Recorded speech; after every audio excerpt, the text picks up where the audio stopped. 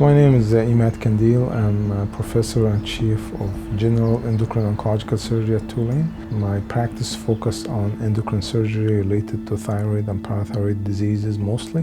Now with the ablation technologies, we are treating more and more patients and helping patients to avoid surgeries and the need to be on thyroid hormone medications. The history is very fascinating. We started with benign, then we started to talk about functional nodules to just small cancers, microcarcinomas, and then now larger cancers, and now metastatic ones to the lymph nodes. It's just fascinating how this is evolving. The indication keep expanding and expanding, and the contraindications are just becoming less and less. And we looked at the data and we did our own meta-analysis very carefully. It showed that maybe up to 99% of nodules that are cancerous, proven to be cancerous, less than a centimeter, will vanish, will disappear, complete disappearance and treatment with the ablation. That's different from nodules from a centimeter to 2 centimeter.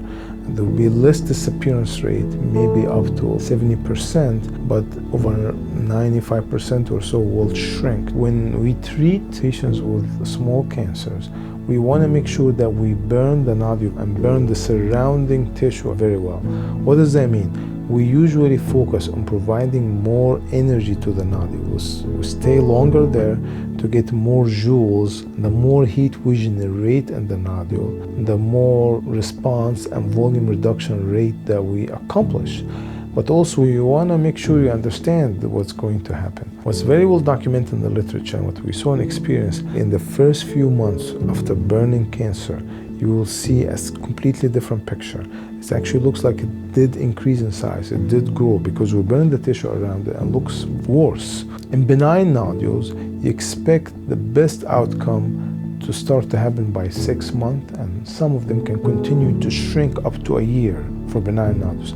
For cancerous nodules, your best outcome will happen by a year after the ablation. So this is very important to understand. I also have a protocol in my practice that in 6 to 9 months, ideally in 9 months at least or so, I would like to repeat the biopsy after the ablation. And it's fascinating to see that there is no remnant cancer cells.